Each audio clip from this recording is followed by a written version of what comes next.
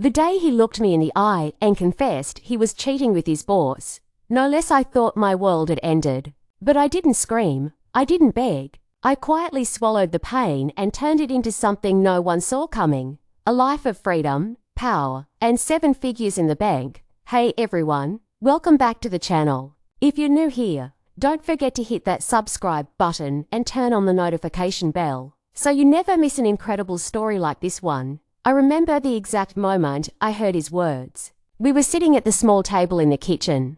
Sunlight slanted through the curtains, dust motes drifting in the air like ghosts. My toast lay half-eaten in front of me, butter melting into its crust, coffee cooling in its mug. Everything ordinary. Then he looked up, his eyes dull, and said, "I need to tell you something." My heart, in that moment, seemed to pulse loud in my ears. "I've been seeing someone else," he said. The words tasted bitter before they even left his lips.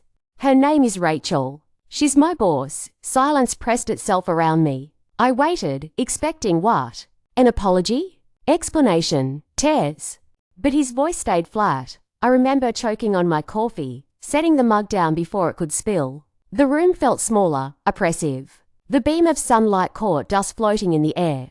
I watched one particle drift past the window. It seemed insignificant, fragile. I wondered, is that how I'll feel? Fragile. He told me how it happened. The late nights at the office, shared laughter, the way she looked at him, compliments that seemed kind but meant something more. I listened as though hearing someone else's story. My hands curled into fists beneath the table. I thought I might scream, but I did nothing. I just sat, absorbed it all. Weeks passed. He didn't leave. We didn't break up. We stayed together not out of love, perhaps, but inertia. We hovered in that limbo where nothing fixed itself. I felt hollow, as if some piece inside me had been removed and left behind that kitchen table. I tried to act normal, go to work, cook dinner, watch movies. But every laugh felt borrowed, every smile brittle. One night, I lay awake in our bed, staring at the ceiling, tears pulling at the rim of my eyes. I thought, maybe this is it. Maybe I was never enough. Maybe he loved something about me, but not enough. The pain was too loud. It folded around me like a blanket, smothering. It was shortly after that dreadful night I made a decision, not conscious at first, to change. To stop being defined by betrayal. I couldn't make him love me. I couldn't make her stop. I couldn't unhear the confession. But I could reclaim something. Me. I started small. I signed up for the gym. I forced myself out of bed earlier. I read books about people who rebuilt their lives, women, men, anyone who had turned broken into something bold. I swallowed the pain and let it root me instead of tear me apart. Work became my refuge. I poured myself into projects. At the marketing agency where I worked as a junior account manager, I stayed late. I offered ideas. I learned how to design slides, how to talk to clients. Sometimes my boss would send me home with extra work. I didn't mind. I studied. I read about branding, about social media analytics, about what makes people click, share, invest. In time, I noticed a shift. Clients began valuing me more. Colleagues asked for my opinion. My manager praised me in front of others. My salary increased. Yet still, at night, the memory of that confession stabbed at me. But fewer nights, less intense. I needed to prove to myself not just that I could matter, but that I could build something that mattered. One evening, a chance came.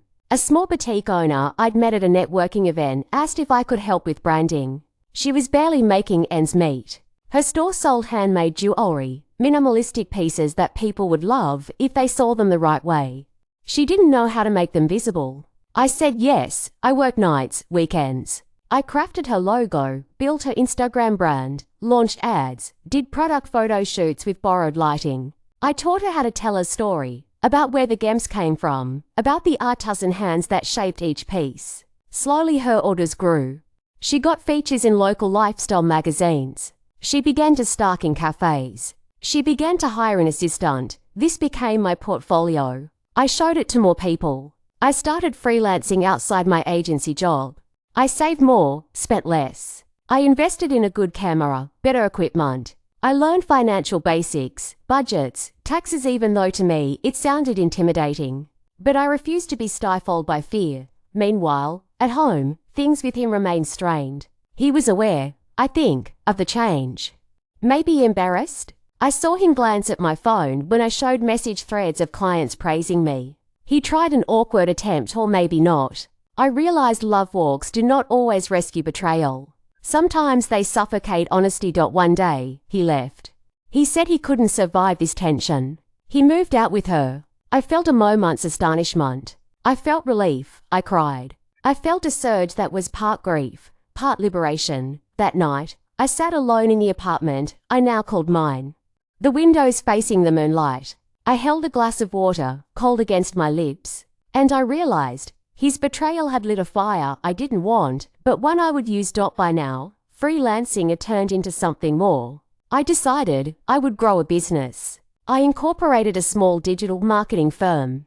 I hired 2 employees, people whose work I respected. I convinced them to believe in my vision, that brands had stories that deserved to be told, that small meant beautiful, that authenticity beats polish. I pushed boundaries. I read patterns in consumer habits that others ignored. I experimented with influencer campaigns before they were trendy. I persuaded reluctant clients to trust me, to give me small budgets, then bigger ones. I reinvested every profit. I saved some, spent some on training. I learned Instagram's algorithm, then TikTok's. I learned analytic dashboards and spreadsheets and data that felt foreign at first, but which I now possess fluently. Years passed. The sleepless tears became fewer. The sleepless nights? They became nights planning launches, drafting business proposals, sketching ideas. I attended conferences, met people who had done what I was doing. Some were kind, some indifferent. But in all, I saw reflections of myself, someone who had once hurt, but now driven. One evening, I sat in a high-rise office overlooking the city. My business had clients worth thousands, tens of thousands. I signed a contract with a regional retailer that would use my services in 3 countries. I looked at my phone, bank balance healthy. I thought of the cost, months without proper pay, late nights, anxiety, the constant gnawing self-doubt. And then, almost without warning, I felt triumphant. Not because of money, though it was plenty. Not because of status, though I now had people working for me. It was because I had taken heartbreak and turned it into fuel. I still think of that day in the kitchen. Buttered toast, cold coffee, broken promises. It was a moment I would not have chosen, but it shaped me. It forced me to see something I didn't want to admit. I had accepted less than I deserved. But I didn't stay there.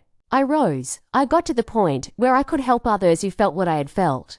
I mentored women who believed they were stuck. I gave free webinars on branding to small businesses that couldn't afford big agencies.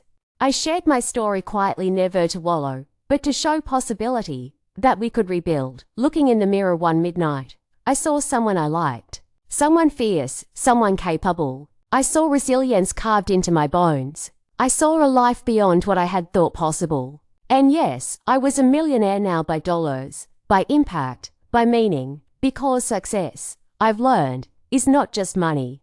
It's waking up without gasping for breath. It's eating toast in the quiet morning and knowing you are enough. It's walking through the city with your chest open. It's allowing yourself joy without apology. And so I keep going. I'm building, creating, expanding. I remember the betrayal, I honor it, because it's the hinge on which the rest turned. But I don't live there. I live in what came after. And this is what I know. When someone confesses to cheating with their boss, you don't collapse. You rise. You build wings with the debris. You take the worst thing that happened to you and turn it into the foundation of something unstoppable.